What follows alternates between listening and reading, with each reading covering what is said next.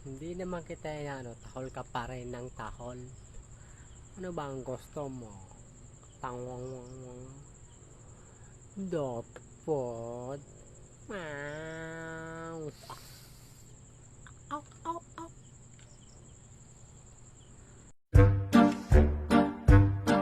Uy, nag-abroad ka pala? Oo, matagal na. Anong trabaho mo doon?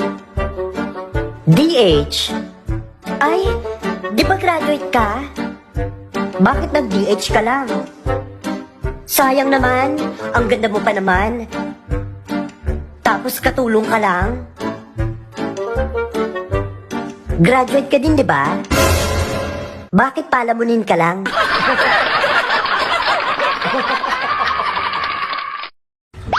Kahit sinisiraan mo na ako, magiging mabuti pa rin ako sa'yo. Kasi ganyan ako kabait sa mga animals.